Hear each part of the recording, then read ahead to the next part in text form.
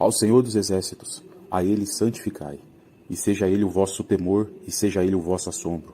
Então Ele vos será por santuário, mas servirá de pedra de tropeço e rocha de escândalo às duas casas de Israel, por armadilha e laço aos moradores de Jerusalém. E muitos entre eles tropeçarão, e cairão, e serão quebrantados, e enlaçados e presos. Liga o testemunho, sela a lei entre os meus discípulos.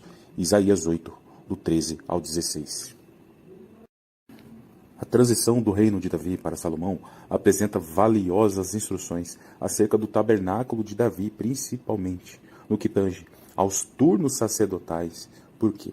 Porque existe ali práticas sacerdotais conforme a lei mosaica e também houve ali a instituição de turnos levíticos de louvor, prefigurando os sacrifícios espirituais que acontecem hoje em dia na nova aliança, quais sejam as práticas sacerdotais superiores, segundo a ordem de Melquisedeque, sacrifícios espirituais de adoração, de louvor, que sai dos nossos lábios. Então, muito interessante, porque no contexto do reinado de Davi, houve essas duas práticas sacerdotais, uma conforme a antiga aliança, e já ali mesmo naquele contexto, levitas usando instrumentos musicais e cânticos espirituais, prefigurando aí os sacrifícios dos que estão na nova aliança. Muito interessante porque isso vai apontar para a estruturação do reino milenar. É por isso que o tabernáculo caído de Davi será restaurado. Aquele contexto histórico, uma transição para o reinado de Salomão, apresentam sombras que apontam para uma realidade vindoura, o reino milenar. Todavia, com o passar dos anos gloriosos, Salomão foi se afastando da instrução de Deus, como descreve em 1 Reis, capítulo 11, principalmente ao se envolver com mulheres estrangeiras, no qual perverteram o coração de Salomão. E diz assim: o rei Salomão amou muitas mulheres estrangeiras, e suas mulheres lhe perverteram o coração. Então, assim fez Salomão o que parecia mal aos olhos do Senhor, pelo que o Senhor se indignou contra Salomão. E o Senhor disse para ele: pois que houve isto em ti, que não guardaste a minha aliança e os meus estatutos que te mandei, certamente rasgarei de ti o reino e darei a teu servo. Da mão do teu filho o rasgarei. Interessante essa passagem de 1 Reis, capítulo 11, porque vai trazer o contexto histórico na divisão de Israel. É reino do norte e reino do sul. E nós precisamos discernir aqui mesmo no capítulo 11 algo que Jeroboão ele vai fazer parte deste contexto histórico. Aí diz assim a partir do verso 29, que saindo Jeroboão, que era um efraimita, o profeta Aías, o silonita, o encontrou no caminho. E Aías pegou na roupa nova que tinha sobre si, rasgou em 12 pedaços. E disse a Jeroboão: toma para ti os 10 pedaços. Eis que rasgarei o reino da mão de Salomão, e a ti darei as 10 tribos. Serás rei sobre Israel. Importante salientar que no episódio anterior nós tratamos acerca da bênção de Jacó sobre Efraim e que os filhos de José levariam o nome de Israel. Portanto, nós vamos perceber que o reino do norte ele vai carregar o nome de Israel, portanto, casa de Israel. Mais adiante, no capítulo 12 de 1 Reis, nós percebemos que a tribo de Judá permaneceu fiel, leal à dinastia de Davi, através do rei Roboão.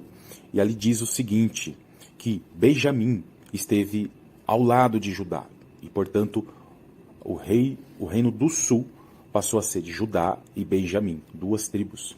E eles iam guerrear contra Israel, o reino do norte. Contudo, o Senhor levantou um outro profeta, Semaías, no qual está escrito assim: não saiam à guerra contra os seus irmãos israelitas, voltem para casa todos vocês, pois fui eu, no caso o próprio Senhor, que fiz isso.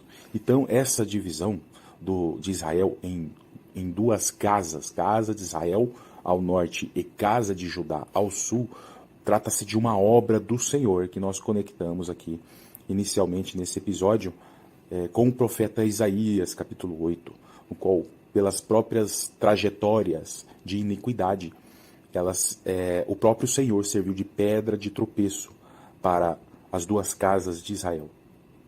Então o reino do norte passou a ter 10 tribos: Dan, Naftali, Aser, Zebulon, Issacar, Gade, Ruben, Simeão, Efraim e Manassés. E eles conduziam o nome de Israel, portanto, casa de Israel. E o reino do sul, casa de Judá, tiveram aí duas tribos, Judá e Benjamim. O profeta Jeremias, capítulo 13, vai apresentar para nós de que as duas casas de Israel se prostituíram. Contudo, ela teve uma atitude diferente da outra.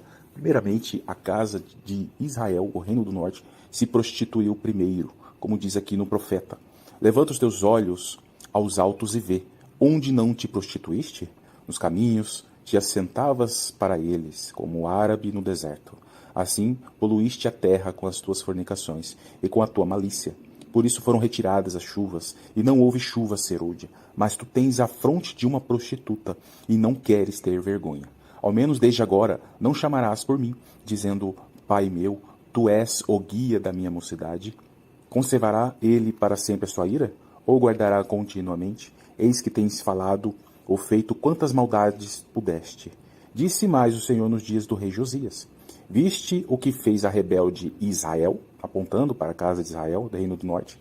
Ela foi a todo o monte alto, e debaixo de toda a árvore verde, e ali andou prostituindo-se. E no verso 6 diz assim, depois que fizer tudo isto, voltará para mim, mas não voltou. E viu isto a sua leivosa irmã Judá, e vi que, por causa de tudo isso, por ter cometido adultério, a rebelde Israel a despedi, e lhe dei a sua carta de divórcio, que a leivosa Judá, sua irmã, não temeu, mas se foi e também ela mesma se prostituiu. Então, nós percebemos que as duas casas de Israel, elas se desviaram do Senhor, prostituindo-se. Então, nós temos esse entendimento que esse desviar dos caminhos do Senhor provocou consequências. E uma das consequências nós podemos associar com os cativeiros. No caso da casa de Israel, reino do norte, o cativeiro assírio, no ano de 722 a.C. E mais adiante, a casa de Judá sofreu com o cativeiro babilônico, em torno de 569 a.C. Então, esta é a história da divisão das duas casas de Israel. Mais adiante, nós vamos tratar aqui acerca das promessas de restauração, onde os profetas apresentam aí uma nova aliança para a casa de Israel e a casa de Judá. Uma união das duas casas de Israel através de Cristo, através do nosso Senhor. Então fique conosco, no próximo episódio estaremos entrando nesse assunto aí das promessas de restauração. Amém?